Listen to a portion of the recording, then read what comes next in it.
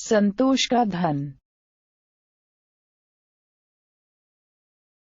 पंडित श्री रामनाथ शहर के बाहर अपनी पत्नी के साथ रहते थे। जब वो अपने विद्यार्थियों को पढ़ाने के लिए जा रहे थे तो उनकी पत्नी ने उनसे सवाल किया कि आज घर में खाना कैसे बनेगा, क्योंकि घर में केवल मात्र एक मुट्ठी चावल भर ही है। पंडित जी ने पत्नी की ओर एक नजर से देखा, फिर बिना किसी जवाब के वो घर से चल दिए। शाम को वो जब वापस लौट कर आए तो भोजन के समय थाली में कुछ उबले हुई चावल और पत्तियां देखी। यह देखकर उन्होंने अपनी पत्नी से कहा, भजे ये स्वादिष्ट शाक जो है वो किस चीज से बना है? मैंने जब सुबह आपके जाते समय आपसे भोजन के विषय में पूछा था तो आपकी दृष्टि इमली के पेड़ की तरफ गई थी। मैंने उसी के पत्तों से यह शाक बनाया है।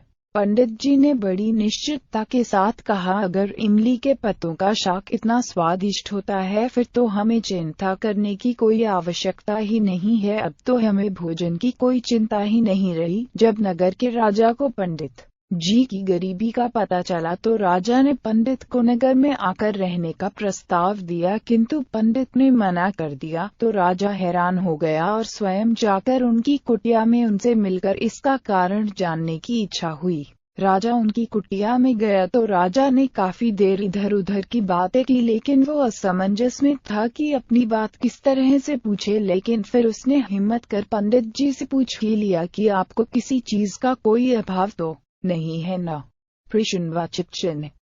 पंडित जी हंसकर बोले, यह तो मेरी पत्नी ही जाने। इस पर राजा पत्नी की ओर आमुख हुए और उनसे वही सवाल किया तो पंडित जी की पत्नी ने जवाब दिया कि अभी मुझे किसी भी तरीके का अभाव नहीं है, क्योंकि मेरे पहनने के वस्त्र इतने नहीं फटे कि वो पहने न जा सकते, और पानी का मटका भी तनिक नहीं फूटा कि उसमें पानी नहीं आ सके, और इसके बाद मेरे हाथों की चूड़ियां जब तक है मुझे किसी चीज का क्या अभाव हो सकता है।